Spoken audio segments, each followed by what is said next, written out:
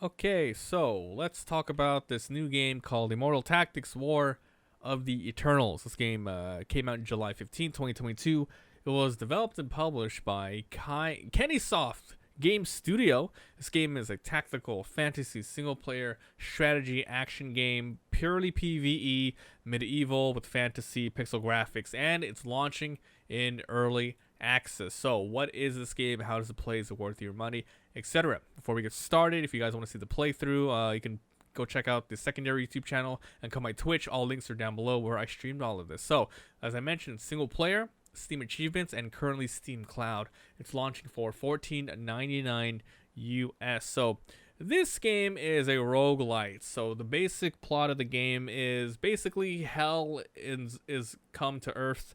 A lots of different sorts of evil has come by in all the different types of factions that are earthly beings. So you got your neutrals, you got your good, chaotic, evil. They're all banding together and, working with these immortals to kind of push back the enemies, and that's pretty much the story. It's not really that crazy heavy. You got lots of different types of, NPCs in the game. You got your basic humans, your classes, you got swordsmen, different mages and archers, a lot of different enemy types. You got your basic, goblins, you got goblins, zombos, dragons, and you have the more crazier ones like treants, gigantic rock minions and stuff. So those are the kind of enemies you will see in the game. Right now there's two different sorts of areas you can go to. The game will probably take around, if you get to the end of each run, I would say 40 minutes to an hour and a half, depending on how fast you like to play, how strategic you want things to go. But basically you do around maybe 10 or so different types of encounters, and then you get to a boss at the end. The encounters are purely fighting. It's kind of like Heroes and Might and Magic, that sort of battle screen, and that's all you're doing in the game. You're not really making choices in between each battle. The game doesn't really have sort of permanent HP where, oh man, if I lose like 50% of my HP, I'm going to have 50% for the next encounter. It's always going to go back to 100 HP unless the character has died, which they're not gone forever. You only lose the run if your whole party gets wiped, but they do go to the next battle with a lot of less HP. So a way less HP. So that's the bad part about having characters die. So like I said, it's like Heroes in Might and Magic, but enemies, there's different sorts of things you have to do per stage. There's a lot of different things to clear it and bonus objectives. For example, maybe you might have to just simply defeat all the enemies on the screen and maybe kill like 6 or 11 of them. And then you have more little crazier ones where it's like you have to sort of play King of the Hill on top of a very specific tile and hold it for a couple of turns while all the while enemies are trying to kill you, and they're more respawning every single turn.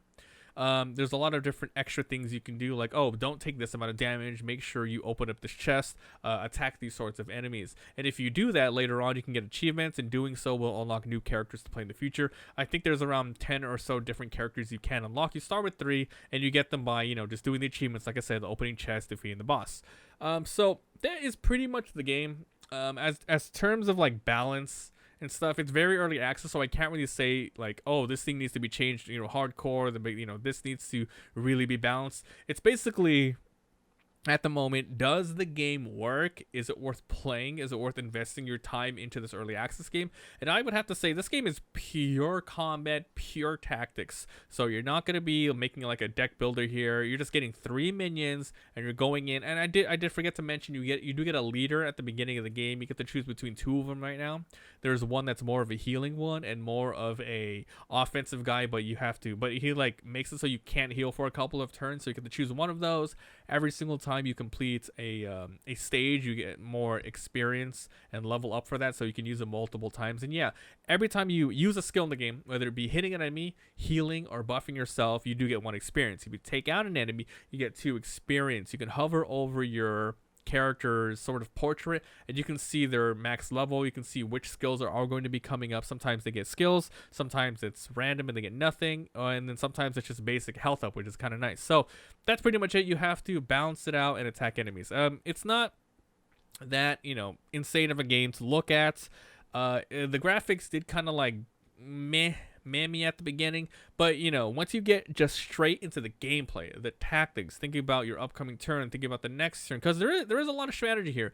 Though you have 3 characters, The environment changes a lot. The different types of enemies forces you to play different ways, because you can click on an enemy and you can see their abilities. Oh, this guy's gonna do this specific amount of damage. I want this guy to tank it. This guy will hit adjacent minions, so oh, let's not group up. Or this guy hits in a straight line, and maybe this guy will apply paralyze to me. So you have to really think in advance. It's extremely tactics heavy and really not much out of that. So yeah, it's going to be evolving as it goes. At the moment, there is a good amount of things to unlock, but it probably isn't a lot of content to go through just at the moment. And with it being a launch, price of $14.99, it is hard to recommend it at full price. If you can get it at a nice discount, $12, $9, yeah, check it out and give it a go. It's not terrible.